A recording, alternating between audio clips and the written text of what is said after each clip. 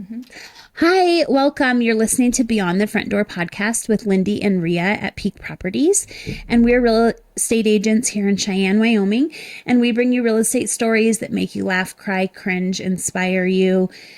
And today we have a very exciting episode because it's May and we decided to do a Mother's Day episode. Yes. And so Rhea and I have our mothers here. Yes. So we have had my mom on here before. So we have Deb Rang, and I'll let Rhea introduce her mom. Yep. And my mom has come down all the way from Gillette, and her name is Lorraine Chapman. And so we would just like to welcome you both for being here today. Thank you. Yay, Mom. Yep. Make sure you sit a little closer to your microphone. I mean, you don't have to be like, but yeah, just make sure the sound is good. Because Rhea and I are loud, and we don't want you guys to not be loud. That's right. So anyway, happy Mother's Day to you both. To you both. Thank you. Yes. Yeah. We learn from the best, and I just was telling Rhea, I am not living up to my mom. Oh, yes, you are. Yes. Well, she's having a wild day, but we all have wild days. That's so sweet of you. I'm like, I don't know how you had 4 kids because I'm not doing well. I'll tell you what. Yeah, I think go anywhere. You just take the tools that you're given and you add to them and go forward. So yeah, I think I know Rhea's done a fabulous job too. Yeah. Yeah. Well, let's talk about that. Let's talk about how many kids we each have. So, I have 4. Lindee is my oldest. Then Krista. Do I need to get closer? Yeah, and they can't you can see you. you can take that. Yeah. They can't see you. Are you going to edit that out? Yeah. Okay, start over. Yeah, go ahead. I have 4 children. Lindee is my oldest. Then Krista. Then AJ. And then Alyssa. Perfect. Oh, and I have 3 children. Rhea is my oldest, Trevor's, and then Jesse is my youngest. Yep. You want to go? And I have 2, Liam and Lucy, and they are 8 and 11. And I have 3 sons. My stepson, Jordan, is 30 years old. And then my sons, Joshua is 25 and Jaden is 24. So we have all J's. So good news. I'm going to get all the advice today. What's interesting is you and Lindee are very close in age, and your mother and I are very close in age, Yep. except for the fact that my youngest and your oldest are Close. Yeah. Yeah. That is kind of interesting how things work Yeah. out like that. Yeah. Yeah. And the fact Lindee and I are close in age, but my kids are all grown and been out of the house for Right. a while. And you're still, I think it comes down to. Well, I waited yeah. a while to have kids because I'm 41 and I have friends who have kids that have graduated high school. Sure. I didn't have kids till my 30s. Yeah. What do you think about that? Like, some people have kids in their 20s and then the kids are out of the house in the 40s. And then you have some that don't have any kids in their 20s, but then, they still have kids in their 40s. So what do you think? I don't know. What's been the advantage for you, I guess, in that? Like, what's been the... I don't know, because when I was doing that, I was thinking... Brian and I got married and we were thinking we wanted to travel and do some things together. Like we had a plan, like we're not having kids for at least 5 years of being married. And how did that work out? We made it. You made it. Okay. And we traveled and like every year we went on an anniversary trip. And so we were like, we don't want to have kids yet. And we waited, but, I don't know. It was good and bad. I missed out with some of my friends having kids the same age as my kids. Sure. But now I hang out with younger people, Which isn't bad. I do think so. I do. And so I think that people think I'm younger. Alyssa, my youngest sister's 10 years younger than me. And she laughs sometimes and she's like, do you think it's funny that your friends are my age? I'm like, well, your friends have kids my age. Because then she has friends who have kids that are the same age as my kids. But I'm like the old mom. Yeah. Well, I do think... I don't know. I think the some advantage people for say you you have like... When you're younger and you have kids, you maybe have more energy. Yes. And then you like are keeping up with them. I kept thinking I wanted to wait so I was like more financially stable. Yeah. And I was like over all my like craziness, but I'm not. No, you're not. I'm still crazy. You're still crazy. You didn't flush any of that out. Nope. Well, and you had kids in your 20s as well, and so you had us all out at an early age also. Rhea was I was 18 when I had her, and then I swore I would have my last child on or before I was 25, and I did. I didn't want to have children after the age of 25. I wanted to be, my mother was a very young grandma, because we all started early, and I wanted to be able to do the same with my grandchildren. So I wanted to be a younger grandma so that I would have the energy Yeah. to be able to go and do everything with them. I mean, so. Well, I and kind of that's feel like worked once out. you get started, you might as well Yeah. keep going. Yeah. Until you're Yeah. done, right? Yeah. Yeah. Yeah. I did it both ways. I had children in my 20s and my last one in my 30s. Oh, And yeah. It's funny how you feel old when like the one when you have children in your 30s and you show up to schools. You're looking back at those other mothers and you're thinking, wow, I'm kind of I'm the older mom. Yeah, yeah. Experienced. And by the time by the time Alyssa had graduated high school, I became a grandmother that exact week. Yeah. That week, the first one, so I didn't get a break from being just a parent and then being a grandparent. And I really was hoping for that break to just kind of catch my breath, but it just kind of rolled in from one. Well, I would say it was One the to same another. for you too, because I started having kids before Jessie was out of high school. True. Yep. Yep. So same thing But for that her. just meant for a real Close family. Yeah, I mean the nephews and the The sons. uncles. Mhm. Yeah, uncles. My mother had 4 children before any of us started kindergarten. Oh, So see, that no, I think was- that would be tough. she was busy. So 4 kids under Yep. 5, My essentially. youngest brother was born in July, and my oldest brother, number 1, started kindergarten that fall. Wow. But she had 4 little ones, Yeah, that Yeah. feels stressful. and she you had know? that first one at 18. So she Yep. was also very young doing that. Yeah. Definitely the energy Yeah. would be important. And looking back on those pictures, because my sister-in-law was the same way. We both had kids when we were kids. And you sit back and you look at those pictures of us with our babies at 18 years old, and you think to yourself, my God, we really were just kids having kids. But Yeah. it just seemed so natural and easy. And, we were both ready for it, I guess. So it worked,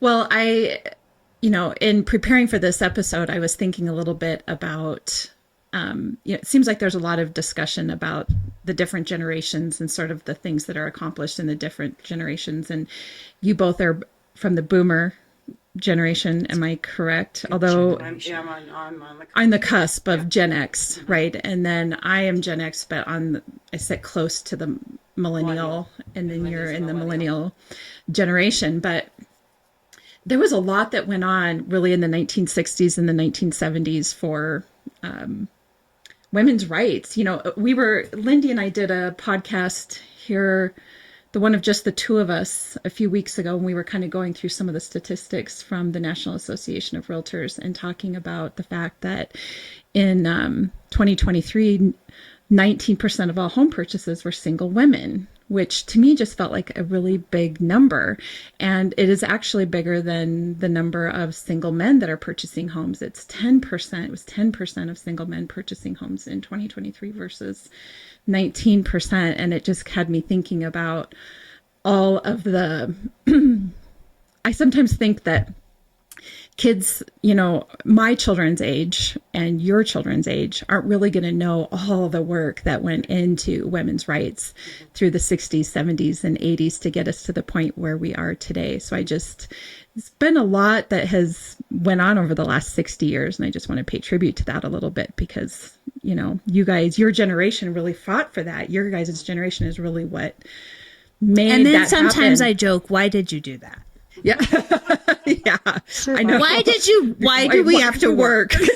I see a lot of young women that are like, see the funny yeah, memes. It's like, why? Why were women in such a hurry to work and do all the things? Why can't we just stay home? Why do we have to do it all? Yeah. Right. Why do we have to do it all? Yeah. Yeah. But I think, so I actually. Because we can, My but generation- why do we have to? Rarely in my generation did women buy houses outside of marriage.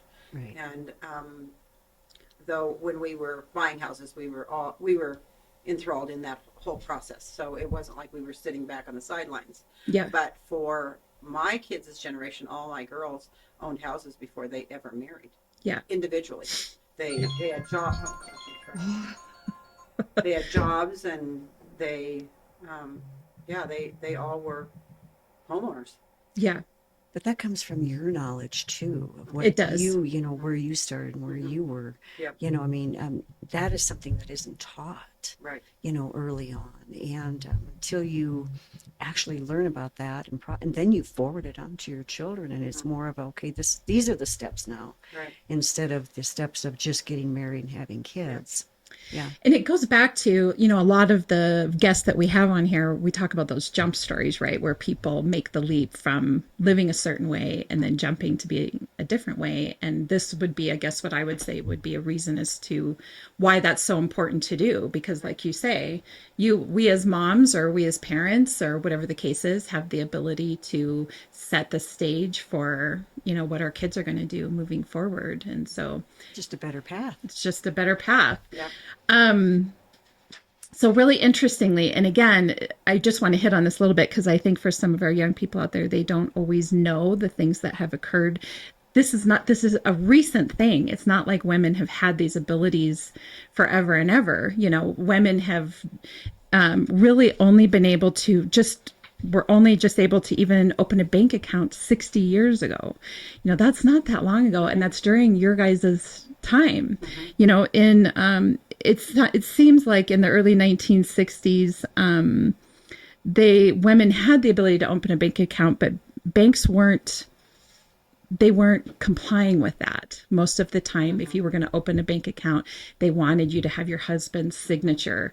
And it reminded me of even when Grant and I were first starting to, when we were just dating and getting married. So this would be in the mid 90s. I remember the thing back then was that you couldn't, get your tubes tied or, permanently change that you can't have without your husband's signature. Now, my doctor, and I remember feeling really proud of the fact that my doctor was so progressive because he did not make me do that. Like I got to just go in and say, I want a tubal ligation, and he did it. I didn't have to have Grant sign off on it, but I had friends whose doctors wanted their husbands to sign off on that. You hear a lot back then where it was a woman went into the hospital for anything, and they were turning to the husband for the permission. The permission. Yeah.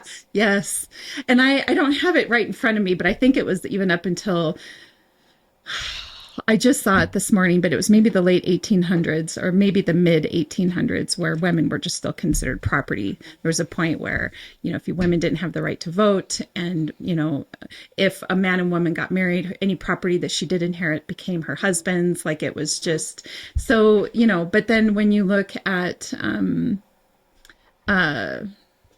so the 1970s, which is when you both were kind of becoming young adults, right? That was really the time that became like what they're calling the women's lib, because 1974 is really the year that women were able to obtain a mortgage. They could, and several acts had to be passed to make that happen. So, such as the Equal Credit Opportunity Act, as well as the 1974 Act, where you had the Fair Housing Act of 1968, Lindee, which we talk about, that prohibits discriminatory practices. So if you even think about not just women, but minorities in general weren't able to get a loan, open a bank account, purchase property. And so it's just in the last 6 decades that we have been able to do that. And it has to have been because women decided they wanted that for themselves, because that men weren't like, hey, They weren't pushing. No, they were not pushing for that. So women had to be the one to do it and to pave the way for women now. And I know I can safely say for example, for both of you, not only do you both own property, but you own several properties, right? And so look at how just even from the time you were born, and that's why I called you last week to talk to grandma, like, did grandma own property? Mm-hmm. And she did. But what was the situation with that? Like she actually, she was 13 when her parents passed away. Yes. And they owned a duplex somewhere in Minneapolis. And they had some property. She grew up on a farm type in Bloomington where the Mega Yeah. Mall sits, as a matter of fact. Yeah. And of course, Grandma, she owned an apartment building. I call her Grandma. She's my great grandma. She owned an apartment building downtown. She took custody of Mom, and of course, back in those days, you're talking Depression years. They did sell the properties in order to make ends meet because she had taken custody of my mom. So my mom didn't get the opportunity to have the property that her parents left because, of course, she was She only needed it to 13. raise her, right? Right. Yeah. They Yeah. sold the property because first of all, How many children did your mother have? my mother is a single mother. She had two. There's just myself and my brother. So, but yeah, it was just a whole different time. My mother grew up when her mom, what do you want to call it, did gardens and chickens, and then, worked at the dry cleaners to make a little extra money. And her father was a trucker. Very Weirdly enough. wholesome. Sounds like a very wholesome situation. You and I can relate to this because we have grandmothers that literally raised chickens, Yes. butchered chickens, plucked them, and then cooked them. Yes. For the family. Oh, yeah. Lindee, you're worried about having a hard morning, right? Woo! Oh, yeah. Yeah. And My kids would not eat. well, back then, that's part of the reason why most Yep. women were home and not working outside is because the times were tougher. And you even mentioned like gardening and stuff. Yes, they, they had to do did it. that out of a necessity. It wasn't because that was a hobby. Hobby. It was right. Nowadays, Yeah. people do that kind of as a hobby. Hobby. Yeah. So it was ordered to put food on the table. So that was their part. Stay home, take care of the kids, do the garden, do the chickens, or whatever, and the man worked outside. So, yeah, a lot has changed. Yeah, but there are still people that enjoy doing that. I'm like you, I wouldn't enjoy doing that. No. No, I don't think that would be. But if I had to, I We would would. starve to death in my house. Oh, really? I don't have a green thumb. Oh, well, she has a green thumb for sure. As a matter of fact, she was just going through and mothering all my plants last night. So, Her and my daughter-in-law, my gosh, they just are so busy. yeah. Well, now they've been in worse shape before. They weren't terrible this time. No, they don't. For sure. So, so just to add to some of the stats on that. So what would you guess would be the average income for men in the 1970s, annual income? Any guesses? Okay. So I have seen like what my parents made when they first got married. And so I want to say 23,000. And what year? 1970s and oh, 70s. Are we talking 70 or 78, 9? Let's go 70. 1970. 13,000. It's close for men. Anybody else? My father owned his own business. I couldn't tell you. So do you have a guess? Do you want to guess? 10,000. So the average annual income for men in the 1970s was $9,180. Wow. For women, it was $5,440 in 1970. Half. Half. Yeah, so nearly half. So the wage gap was much bigger back then. In 2020, the average income for men, do you guys want to take a stab at this or you want me to? In 2020, In 2020. average income for men. 80. No, 150. 98. 61,417. Oh, geez. Yeah, for women, I have 50 no sense of anything. 50,982 Oh. for women. For men. Yeah, for men. So the wage gap is closer. And I do think I didn't look up the statistics on this, but I do think is there more women at colleges now kind of going and pursuing further education. I don't know the stats on that, but I am thinking Probably. I've seen that it's more women than men that are pursuing higher education. And so, Well, and you women just are- think in some of those professions like doctors and sure. those higher, there's more women than there was And- before. Right. They're now, what used to be only a man's world is now. Yeah, women. Women. also, More of a women's yeah. world. Yeah. Yeah. It's definitely been the year of the woman. I feel like this last year, there's been a lot going on. Well, I do think, like I said, we've come a long way and I'm really excited for, the fact that life can be different for us than it was back then. I do think there's some changes that still need to happen just on a maybe a safety front. But, other than that, we're making huge gains. I do think Wyoming ranks last in the wage gap still. That still is a thing, but It'll be interesting to see what the world looks like for that next generation, like Lindy's children, her little daughter that's 8.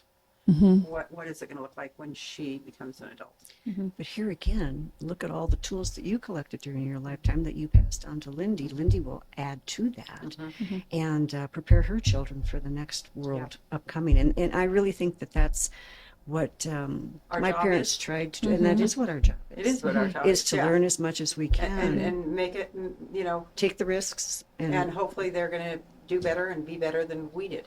Just kind of a little bit better every generation. And everyone will struggle in their own right.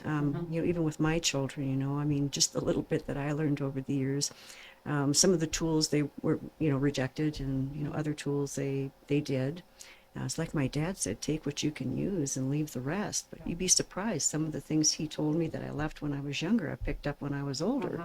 So, yeah, it is just a passing on of the generations and the knowledge and taking the risks and learning new things. And then your children do the same. And isn't it fun to watch that? Yeah. Right? Yeah. Yeah. I'm well, and I think you and I were talking about this last week because you were talking about the fact that, you went and pursued a master's degree essentially, and now here you are a realtor, and you didn't necessarily need a master's degree to be a realtor. And we had the conversation about the fact that your children are going to benefit from you having a master's degree, no matter what career you have. Speaking of Right, this right. doesn't pan out for you. I had a chit chat with a psychologist yesterday. If this doesn't pan out for you, whatever. You could be literally a licensed therapist. You could. I basically am. You basically Yeah. are. You could go. and Trust be- me, I was When there. is it? I was doing therapy the other night with a seller, like nobody's business. I was solving problems. I was thinking also, with your doctorate, you could be a principal at a school. Yeah, I could. And I think that's the key, that I think that's one of the other messages we have for young women. Like, if you want to, because we hear them saying that all the time, why do we have to go work? We're good with our husbands going and work and staying home and taking care of the kids. And while that's good, like the mother does, I do have a passion for mothers, raising their children as opposed to their children going to childcare, if that's a possibility for them. But, still have the skill sets. You have something to fall back on. If the real estate profession dies on whatever date in July. Well, and then don't you think that Yeah. maybe that has changed a little bit? Because think of even like stay-at-home moms. A lot of stay-at-home moms still have like some kind of side Online business, work, something yes. they do, Yeah. and some kind of hobby or some kind of online business or side hustle or whatever they call it. And I think maybe that's because they learned over time that they need like their own identity and something that's their own theirs. income. Yeah. Because I you would agree. kind of get lost in like this, I'm a mom and my whole life is just my kids. And then you kind Then they of grow want up. something that's yours. Yeah, then they grow up and move Well, on and you're it's- just left there like, now what? just good mental health. Yeah, to because have it is other it is options nice and to learn. have something that's yours and you feel good doing something else. Right. Yep. Whether it be volunteer work or Yeah. whether it be a I was degree. just saying, I might have been, it might have been a little bit different for me and my parents' upbringing and their mindset, but they never encouraged higher education. Higher education. My dad didn't And either. so I was the only one that went to college in my family, and the kids have family members that really instilled in us that higher education. And so by the time I had children, I was instilling that in my children throughout the years. And my kids will say, you ask a junior or senior in high school, so what are you going to do when you graduate? And you'll hear some of them say, I don't know. Are you going to go to college? I don't know. My kids didn't know there was an option, option. other than that. We played it out where when you graduate high school, you just go to college. That's what you do. And at one point, one of them said to me, "Gosh, I didn't even think about that was an option not to do that. It was you. This is what you do." Yeah. And it was very important to me with 3 girls that they become very self-sufficient. And Sure. they're not they're not doing what past generations did, where they become dependent on a man because they can't make a living. Well, I think the difference is what I hear you saying, what I've heard both of you say, is that if you choose to be a stay-at-home mom and be dependent on your husband, if you're doing it by choice, that's one thing. Right. Because then if you have the skill set and then you can choose to get back into the Right. workforce, you And can. it's much easier to get back into the workforce when you've already got the college education. Yes. than it is- And I guess I just want to say too, yes, a college education or a certificate that Or something. Yes. that outlines Something. a skill set. Yeah. So let's say if you are a beautician or you are a Exactly. plumber A trade, or something- a trade of some kind. Yes. realtor. A real estate Yes, license. yes, Yeah. skill of some kind. The difference is if you have not done that for yourself and then you are dependent on a man, you may find yourself in a situation where you are dependent and you What don't job- have a choice. What jobs are going to be available to you? Yep. Yep. You know, if you stayed at home for a while, and then you need to branch out and try to support yourself and children. And Well, I will say that I tell everybody I just had the absolute luckiest setup when my kids were little, because my kids were 3 and 2 when I met you and Stacy for CASA, and I was able to just start working part-time in the evenings, Yeah. just to get out of the house a little bit. And then when my kids were ready to go to morning preschool, I actually remember, Deb, I remember coming in because I was like, I remember just looking at you guys and going, I'd really like to come work with you guys during the day. This is so much fun. And I'm going to put my kids in preschool. And you guys were like, all right, let's put you to work during the day. And I was like, who has this? I remember thinking I was so lucky, because then while my kids were still in preschool, I just worked mornings. Yeah. I just And you worked had- till noon every day. And you had the flexibility. I had the to flexibility. be a mom. Yeah. And then have a job. That is that's always the selling point of nonprofit work, right? Is the flexibility. Yep. And then I went full time when my youngest went into kindergarten, and I couldn't have asked for a better setup. Yeah. But I knew I was never going to stay home all the time, because I did want the identity, I did want the career, I did want to be busy. I couldn't just sit around at home all the time. Yeah. So, now I have no judging those that do it. I just didn't want to do it for myself. Well, truth be told, we put on a forum before we met Rhea. We were putting on a forum where it was all centered around custody and Divorce. and we had attorneys up there on the panel to answer questions. Was at the It library. was at the library. And there we sat, and there was one little blonde girl in the audience that anytime, a question came up, she knew the answer. And I was raising my hand. In the front row. And it became very obvious quickly that we were like, who is that? Yeah. Who is that girl over there? And we caught her before she left the room that night, and to introduce ourselves and ask, If I wanted a job. yeah. Yeah, literally. Literally, she came to be more informed on parenting a child, that because of my because of stepson. your stepson. Yep. But she had all the answers already. I mean, these attorneys were asking questions, but Rhea had all the answers. It was interesting to me. She came for answers, but I think she had all the answers already. Oh, that's kind of you. I was 24 years old when I did that So funny. with a 3-year-old and a 2-year-old. That evening just changed your life. It changed the It did. whole Whole direction. trajectory. Yeah, the whole direction of where you were going in life. Yes, it absolutely did. I think back to, I couldn't be luckier. It was the absolute best setup, and I enjoyed every minute of it. That's probably, when I moved here, I had decided that I was going to set some of that stuff away and, jump both feet into real estate, which I am thoroughly enjoying, but I just can't let go of CASA. And I do think it is because it's got such a happy place in my heart for so long, and the memories that I have and the opportunities I was given. And I just think it was a I tell my boys all the time, I just had the best. I got the best of both worlds. Lindy, I don't know if she told you this or not, but this last week she was judging grants at DFS. At the Division of Victim Services. She did tell me. Yeah. I just can't help myself. Well, before Lindy started here, she worked for DFS, the state DFS office. Yeah. So you reviewed grants. I did. Yes. I did the RFPs. I put Yeah. all the RFPs out. Yeah. Yeah. Yeah. So Lindy was her bachelor's is in social work, and so other than DOC for a little while, she was at DFS for how many years? 7. Well, I had a pretty good setup raising my kids, and you have a really good setup raising your kids. I think I've heard both you guys talk about, though.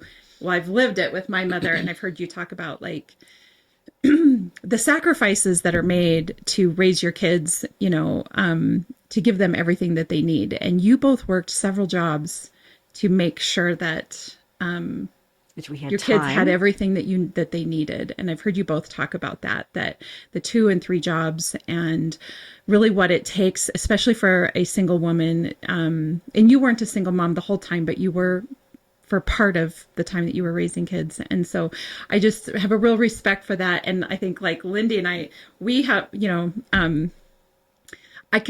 I work, like I really enjoy working, and we spend a lot of hours working. But when you think about working 2 and 3 jobs, sometimes those second and third jobs aren't so fun. Sometimes they're doing things you don't really want to be doing, but you're doing it because you got to put shoes on your kids' feet or food on the table. Give them what they need, not necessarily what they want. A few wants here and there, and need. Yeah. Mostly you try to work around making every event or having the time with them that is necessary. Now, did I have all the time that I wanted? No. Nope, that's part of the sacrifice, is that there are just other things that you have to do in order to make everything work. It is quite a balancing act, and just mothering, just being a mother is quite a balancing act. Yeah. But I Even if feel you have full support. I feel I'm quite a multitasker. I've done well, and you brought in all of us. We right? pride ourselves in our multitasking. Right to the minute. Yeah, not every to the 10 minutes, but to the minute. Yeah. Yep. Yeah. Necessities. Well, I guess want to, as Lindy and I have talked about this, and the sacrifice that moms make, that parents make too, dads too. I'm not discounting dads, but it's Mother's Day. So we're talking about moms here today. Yeah, we'll figure out something for the Father's Day one. But the sacrifice that moms make, from really the sacrifice to our bodies, to the sleepless nights, to the years. to years. Yeah. trips to the emergency room, trips to parent teacher conferences. You were talking about, missing. You're gonna have to miss a track meet next week. Like these are all things that all of us parents I'm are. gonna be Yeah. But grandma and I did the same thing. Yeah. If I had to be gone, I was on the phone to my mom. She will be sad, and I'll send her some videos. He will not even notice. He'll be He'll fine. be fine. Yeah. Being a grandparent, yes. It's wonderful. And that actually is the great thing about living near your mom, or you're having your grandparents nearby, is because if I had to work and my kids had a special thing going on at school, or a field trip or whatever, if Grant or I couldn't make it, my mom always did. My kids never had to worry about not having a special person with them for whatever event, Right. And that it's huge. Yeah. It goes a long way. Just yesterday, just the silliest things. I broke 3 nails. And it was just driving me nuts. And my nail lady was like, I can fix them right now. And so I went there and I called my sister and was like, Liam has a dentist appointment at 1:30. If she can't get my nails done by then, can you just grab him and I'll meet you at the dentist? Yeah. She didn't have to. I made it. But just even like stuff like that, you're like, I just need like a backup plan in case I can't make it. We're really Because lucky I'm we've running got out a of lot of girls. time to get everything done that So- I have to get done. Between all of us girls, we have got plenty of backups, don't we? Yeah, we do. And Well, we just juggle it. They always say it takes a village to raise children, whether it be neighbors and family combined. I've been lucky to have some wonderful neighbors as well. Yeah. And it takes a lot of people. And it's kind of the advantage of living in Wyoming too, is because when you get to know everybody, and for some reason, this made me think of the time when my son Joshua was in first grade, and the teacher had said something to him that made him think that he had to walk home from school. And the school is a mile and a half or so from our house. Wow. Yes. Plus you have to cross a Highway 50. Oh my gosh. Didn't have lights then. So anyway, and it's wintertime. And so this bus driver in her bus is driving down West 4J and sees, who knows who he is, because we're small town Wyoming, sees my son. He's got his coat is unzipped and flailing about in his backpack, and he's crying, and he's got snot running down, and he's walking home. And this bus driver knows who Joshua is, knows who his grandma is, calls my mom to say, your grandson is walking home alone. And so somehow, I don't know if you called me or if the school called me or what happened, but mom beat me to him and got him picked up. And needless to say, there was a meeting that occurred at the school the next day. Yeah. But at the end of the day, that's the great thing about Wyoming, and that's the great thing about living near your family, is there's these that when, we as moms were doing everything we can to protect our kids, but things happen, like you can't control everything. And then you've got the fallback and the safety net of family and of a community that you live in that help keep your kids safe. And Gillette is a good community. Yes. I've enjoyed It really living is there and to raise raising kids. kids. Yeah. Yeah. Yeah. What's funny is I felt so much more comfortable just turning you guys loose in our neighborhood in Gillette and knowing all of our neighbors, and everybody looked out for everybody's kids and stuff. And yet we live in a wonderful neighborhood now. And one of you will say that one of the kids is riding their bike to or from school or down to a friend's house. And I'm like, what? What? Because I don't know quite as many People. we don't know as many people Also, in our it's a different neighborhood. world. It is a different world. Yeah. But we don't know as many people in our neighborhood as we did in Gillette. But I'll bet you We hear knew everybody Yes. in Gillette. Every single house, we knew who was living there. Yes. But I'll bet even if you think back, so that would have been in the late 1990s for my son, or actually it would have been early 2000s. But still, I'll bet here in Cheyenne, it was a bit smaller here in Cheyenne even back then. There's been a lot of growth here in the last 25 years. And so There would have been it would have been the same Yeah, thing. it would have been the same thing. Yeah. Yeah. It's just a sign of the times and kind of where we're at. So Krista said that Gibson got on the scooter the other day and wanted to go around the block, and before she knew it, he never came back. And then when She's calling me and she's like, is Gibson at your house? And I was like, no. And then I'm like, get in your car and go find him. By And the she's time- like, I'm sitting outside. And everyone has their own parenting. Like, we're all kind of a little different. One of us is really protective. I'm kind of in the middle. And one of us is real laid back. yeah. Gives us all anxiety. I'm like, go get him. And then pretty soon he came back, but he was like, oh, I just went to the school. I got curious. And we're like, got curious. oh my God. That should be the mantra of all boys and all men. I got curious. She said, why are you wet? And he said, I saw a puddle. And she said, oh, and he said, I got curious. That's the most honest statement ever. I love it. The school isn't, the funny part about it is the school's not that far away. It's not like it's a mile. Is it a quarter of a mile? I don't know. It's a mile from my house. When you think, is it 1 mile from your house? Okay. Well, from Krista's house, Krista's 6 blocks away from you. So it's half a mile on a scooter. It's on just an funny. electric scooter. Yeah. But everybody. Again, And then it's just funny the things we do. Yes, last night, Alyssa went to show a house, and she's like, she has 2 little ones. So I said, do you want me to go video the house? She just went to video it, but it was kind of a yucky house. So I said, do you want me to go video the house? Because my kids are bigger and my mom lives 1 house away from me. And so I was like, I can leave my kids home and I can go video the house. And she's like, ooh, it's not a good house. We should probably go together. So we went to the house. I sat in the car with her kids. She went in and videoed the house. But the entire time I'm on my phone like this on my Ring doorbell watching Lucy and Gibson and the other little neighbor boy playing in my front yard, and I'm talking to them. Yeah. And I'm like, there's no adult, so don't go in the street. And they're like, there's an adult? Nan's at her house and Nathan's mom's home. I'm like, well, she's not like at my house. And all I'm thinking in my head is they could just run in the street, and then no parent is there right this minute, even though they're not running in the street. They're not they're like fine. little they're 8 and 9. So it's like, but I'm watching them on the doorbell and they're like, Nan's home. Man, I love that. Yep. If I'm not at And home, my sister and Alyssa's like, what are you watching? And I'm like, the doorbell camera. So I've gone for 30 minutes watching them on a I know. camera. We need to wrap this up, but I do want to say really quick. Yeah. So we live very close to all of us. Our homes were really close together in Gillette. And the big thing for our kids to do was to go into the, my mom's garage and get popsicles. Stalked. Yeah. So she keeps her freezer stuff. Yeah. And so they still do. Yes, I they do still too. do. Yeah. It's a grandma thing. Bring Yeah. their friends. Yes, That's yes. what my grandma. Grandma, we're just here to get popsicles, Yep, and then that's it, out they yep. go. Tell grandma thanks. Yep.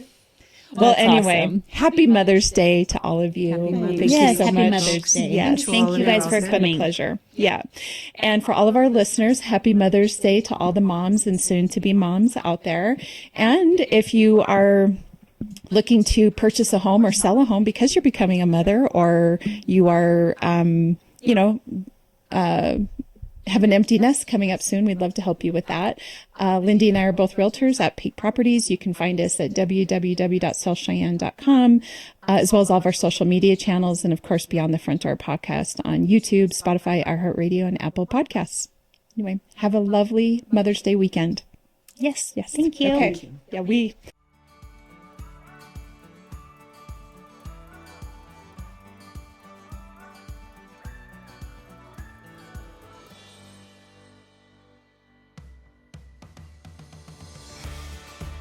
Whether you plan to buy, sell, or invest in southeastern Wyoming, turn to Peak Properties. Family and veteran owned and operated, we work diligently for you. Unlike other larger companies, we take time to learn about you, understand your specific real estate needs, and remain easily accessible if you have any questions. Being a veteran and family-owned and operated company means a high level of commitment, trust, and loyalty. Our family culture sets us apart. We work as a team. We develop not just professional, but personal relationships with our clients. When you choose Peak Properties, you become part of our real estate family. Looking to relocate to Wyoming or just move across town?